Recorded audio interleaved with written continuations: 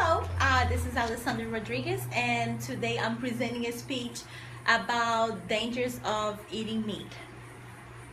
The reason why I chose this topic was because I'm always looking for different things that I can do to be environmental friendly. I take my own bags to the grocery store. I'm searching for a fuel efficient car until I got a brochure on campus that showed that it makes more sense to stop eating meat than to drive a fuel efficient car.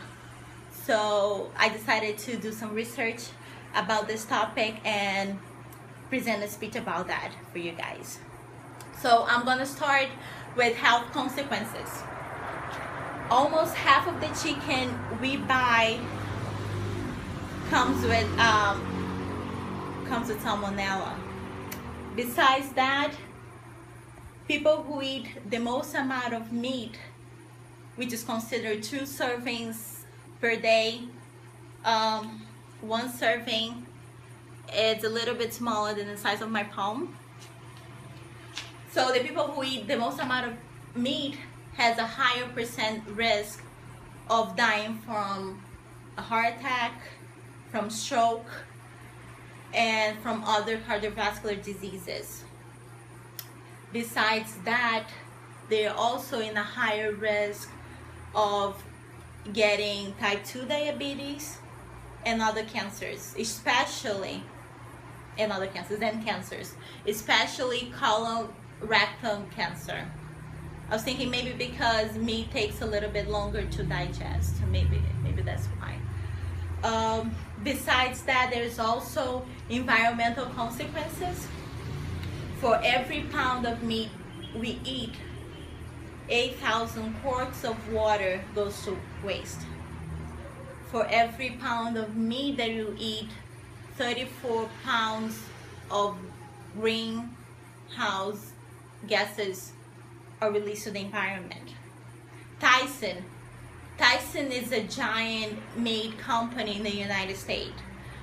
Tyson itself is responsible for 1/3 of the nitrogen and phosphorus discharged into fresh water.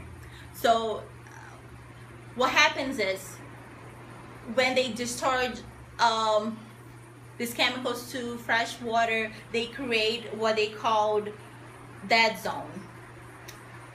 There is a dead zone in the mouth of the Mississippi River, and this dead zone was measured in 2011. The dead zone is as large as the state of Connecticut. Going completely vegetarian for 1 day out of the week for 1 year is equivalent of not driving for 1,160 miles. Besides that, there is animal cruelty. We tend to think that cruelty happens far, far away from us, especially animal cruelty, that we have nothing to do with that. I used to think that the food that I eat came from the farms, but nothing that is true. 99% of animal cruelty comes from meat industry. Factory farm is now the new norm, where cows are hooked into milking machines and thousands of chickens are crammed into chicken coop where they never see the light of day. Listen, I'm a person who raised many dogs, some birds, a turtle, and I would never think that I would be somebody responsible for, not only responsible, but they would sponsor animal cruelty. But once I eat meat, I am. Crowning, mutilation, force feeding, genetic manipulation are standard operating procedures at these farms. I'm not suggesting you guys to stop eating meat completely, or that you become a vegan or a vegetarian in the blink of an eye. I don't think that's possible. I know it's not possible for me. But nowadays they talk about being flexitarian or being a vegan-ish, which is a lifestyle where you choose 1 or 2 days out of your week and you act as a vegetarian or as a vegan those days. And once again, I think that's pretty important because you can see the impact that you have in the environment.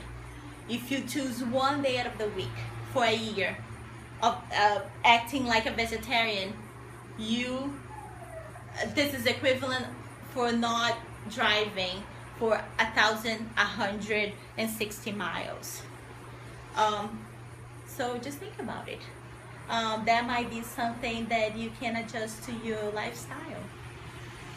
I know it's something that I can do. That's it for now. Thanks for watching. Have a nice day.